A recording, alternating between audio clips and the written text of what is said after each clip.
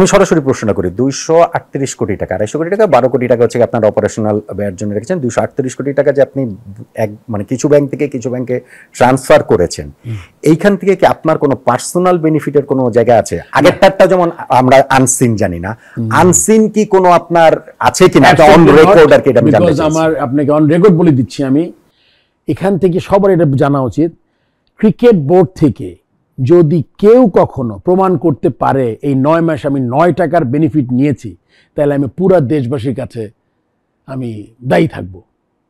And I will take whatever and I can.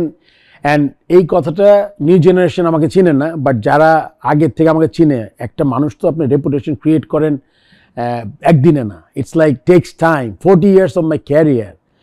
আমার জীবনে বলেছে এই লোকটা মাথা গরম, রাগ করে বেশি, ঝগড়া করতে পারে, মাঝে মাঝে দুই একটা মারামারিও করতে পারে, কিন্তু আমার চরম শত্রু কোনোদিন বলতে পারবে না যে আমি অসৎ একজন মানুষ। এই সততাটা আমি মানে আই এম সো স্যাড দেখে, যে কোশ্চেন আমার এখানে এসে করতে হয়েছে আমাকে। মানে সারা জীবনের যেগুলো যে প্রশ্নের মুখোমুখি আপনাকে হতে হয় নাই, সেটা আপনার এখানে মুখোমুখি হইতে হয়েছে, এবং এটা স্ক্রিপ্টেড। আপনি আপনি আপনি নিউজগুলো দেখেন, এরা কিছু পায় না বলে এই 118 কোটি আর ট্রান্সফার, আমি তো মনে হয় 20-25টা নিউজ দেখে ফেলেছি, মানে শুনেছি মানুষ, আমি তো এগুলো পুরোপুরি দেখি না।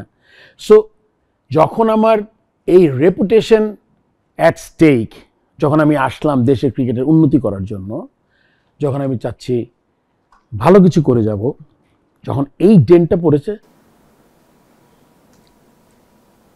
আপনার বাসায় আপনার স্ত্রী আছে, সন্তান আছে, আপনার একটা আত্মীয় স্বজন আছে, ফ্যামিলি আছে, তারা আসলে এই জিনিসটাতে কিভাবে রিয়াক্ট করেছে, বা আপনার ওই সময় ওইটা কি খুবই আনকমফোর্টেবল একটা?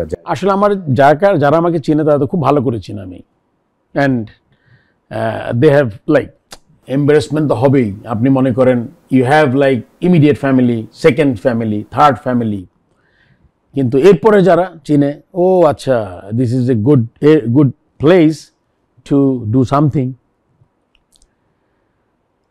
আসলে এই জিনিসগুলা আপনি যদি মানে if you go back, and যে স্বপ্ন নিয়ে আমি আসছিলাম, করতে চেয়েছিলাম, মানে it's all one agenda to see Bangladesh team and Bangladesh cricket prosper.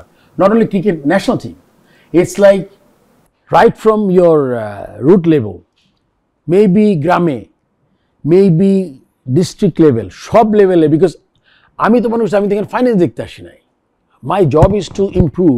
Okay, as a কর্তা ব্যক্তি অফ দ্য বোর্ড আপনি এগুলো দেখতে হবে আপনার, বাট আমার কিন্তু এরিয়া অফ ওয়ার্ক ইজ মাঠ বানাবো। আমি কেন আমি মাঠ ভাড়া করে থাকতে হবে আমার?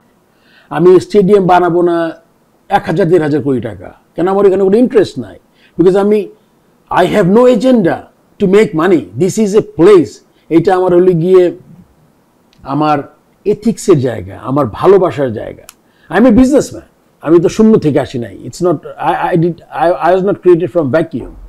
আমি তো একটা পাস্ট আছে, আমি জায়গার ব্যবসা করি, কনস্ট্রাকশন করি। নারায়ণগঞ্জ আমার একটা মার্কেট আছে, বিল্ডিং বানিয়েছে। মোহাম্মদপুরে আমি একটা বিল্ডিং বানাবো। So I am construction and land. কিন্তু cricket board, anybody came and said this is something, no, this is a place for me to love, আর কিচ্ছু না, দেওয়ার জন্য। এখানে কোনো ব্যবসা নাই। সততা অসততার কথা আপনি আমাকে বলবেন, আমার নামে মিথ্যার রটনা দিবেন, এটা তো আসলে, আমি বললাম তো যে আমার ইয়ের সাথে হারছি, যদিও আপনার আসবে ম্যানেজমেন্ট সিলেক্টর হয়ে প্রেসিডেন্টের কাছে, পলিসি আপনার ভালো না বা কি, কিন্তু আপনি বলে দিলেন যে আমি অসৎ।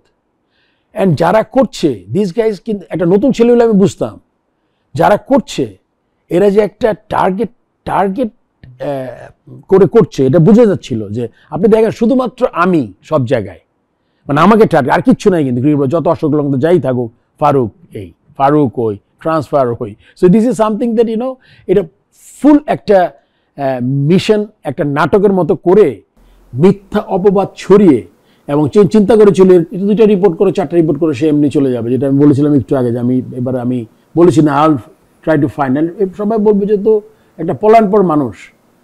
সো আমি চেষ্টা করেছিলাম, বাট